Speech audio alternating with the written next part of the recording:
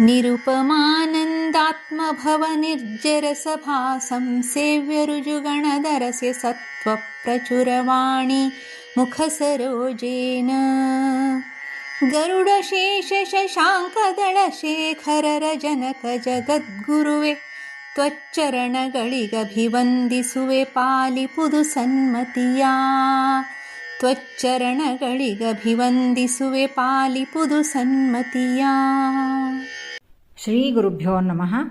ಮಂಗಳಾಚರಣ ಸಂಧಿಯ ಮೂರನೆಯ ನುಡಿಯ ಅರ್ಥವನ್ನು ತಿಳಿಯೋಣ. ನಿರುಪಮಾನಂದಾತ್ಮಭವ ನಿರ್ಜರ ಸಭಾ ಸಂಸೇವ್ಯ ರುಜುಗಣಧರಸೆ ಸತ್ವ ಪ್ರಚುರವಾಣಿ ಮುಖ ಸರೋಜೇನ ಗರುಡಶೇಷ ಶಶಾಂಕದಳ ಶೇಖರರ ಜನಕ ಜಗದ್ಗುರುವೆ ತ್ವಚ್ಚರಣಗಳಿಗಭಿವಂದಿಸುವೆ ಪಾಲಿಪುದು ಸನ್ಮತಿಯ. ಈ ನುಡಿಯಲ್ಲಿ ದಾಸರು ಚತುರ್ಮುಖ ಬ್ರಹ್ಮದೇವರನ್ನು ನಮಸ್ಕರಿಸಿ ಸನ್ಮತಿಯನ್ನು ಬೇಡಿದ್ದಾರೆ. ಮೊದಲು ಪದಪದ್ಯದ ಶಬ್ದಾರ್ಥವನ್ನು ಸಂಕ್ಷಿಪ್ತ ತಿಳಿಯೋಣ. ನಿರುಪಮಾನಂದಾತ್ಮ ಭವ.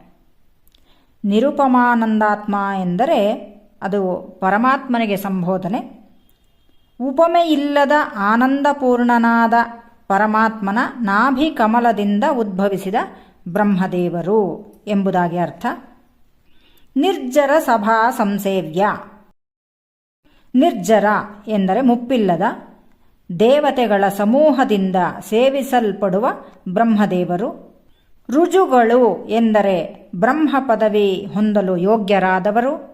ಸತ್ವ ಪ್ರಚುರ ಸತ್ವಗುಣರೂಪನಾದ.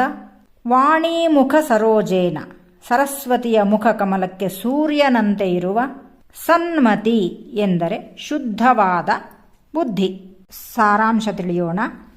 ಯಾರು ಉಪಮಾನ ಕೊಡಲು ಸಾಧ್ಯವಿಲ್ಲದ ಆನಂದ ಸ್ವರೂಪನಾದ ಶ್ರೀಹರಿಯ ಸಾಕ್ಷಾತ್ ಪುತ್ರರಾಗಿರುವರೋ, ಮತ್ಯಾರು ಸಮಸ್ತ ದೇವತೆಗಳಿಂದ ನಮಿಸಲ್ಪಡುವರೋ, ಯಾರು ವಿಶೇಷವಾದ ಸತ್ವಗುಣ ಪ್ರಾಚುರ್ಯರಾಗಿರುವರೋ, ಸರಸ್ವತೀ ದೇವಿಯ ಮುಖಕಮಲಕ್ಕೆ ಯಾರು ಸೂರ್ಯನಂತಿರುವರೋ, ಗರುಡಶೇಷ ರುದ್ರರಿಗೆ ಯಾರು ತಂದೆಯ ಸ್ಥಾನದಲ್ಲಿರುವರೋ, ಅಂತಹ ಜಗದ್ಗುರುವಾದ ಬ್ರಹ್ಮದೇವರ ಚರಣಾರವಿಂದಗಳಿಗೆ ನಮಿಸುತ್ತೇನೆ ಎಂಬುದಾಗಿ ದಾಸರು ಇಲ್ಲಿ ಹೇಳುತ್ತಾ ಬ್ರಹ್ಮದೇವರಲ್ಲಿ ಸನ್ಮತಿಯನ್ನು ಬೇಡಿದ್ದಾರೆ. ಎಂದರೆ ಸನ್ಮತಿ ಎಂದರೆ ಶ್ರೀಹರಿಯ ಪಾದ ಕಮಲಗಳಲ್ಲಿ ನಮ್ಮ ಮನಸ್ಸು ಲೀನವಾಗುವಂತೆ ಉತ್ತಮವಾದ ಚಿತ್ತಶುದ್ಧಿಯನ್ನು ಪಾಲಿಸು ಎಂಬುದಾಗಿ ಬೇಡಿರುತ್ತಾರೆ.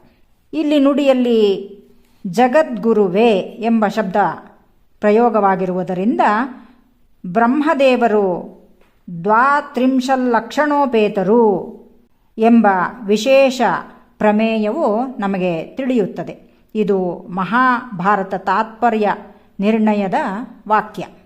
ಎರಡನೆಯದಾಗಿ ನುಡಿಯಲ್ಲಿ ಆತ್ಮಭವ ಎಂಬುದಾಗಿ ಪ್ರಯೋಗಿಸಿದ್ದಾರೆ. ಆತ್ಮಭವ ಎಂಬುದರಿಂದ ಬ್ರಹ್ಮದೇವರು ಮಾಯಾವಾಸುದೇವನ ಪುತ್ರರು ಎಂಬುದು ವೇದ್ಯವಾಗುತ್ತದೆ. ಮತ್ತು ಅರಸ ಎಂಬ ವಿಶೇಷಣವು ರುಜುಗಣದ ಎಲ್ಲ ಜೀವರೂ ಸಮಾನರೇ ಆದರೂ ಸಹ ಬ್ರಹ್ಮ ಪದವಿಯು ಮಾತ್ರ ಅವರ ಸಾಧನೆಯ ಕೊನೆಯ ಹಂತವಾಗಿದ್ದರಿಂದ ಆ ಗುಂಪಿಗೆ ಅವರನ್ನು ಅರಸ ಎಂಬುದಾಗಿ ಕರೆದಿದ್ದಾರೆ. ಹೀಗೆ ಪ್ರತಿಯೊಬ್ಬ ಮೋಕ್ಷೇಚ್ಛುವಿಗೂ ಉಪದೇಶಿಸುವ ಬ್ರಹ್ಮದೇವರಲ್ಲಿ ದಾಸರು ಸದ್ಬುದ್ಧಿಯನ್ನು ಪಾಲಿಸೆಂದು ವಿನಯದಿಂದ ಬೇಡಿ ಪ್ರಾರ್ಥಿಸಿದ್ದಾರೆ.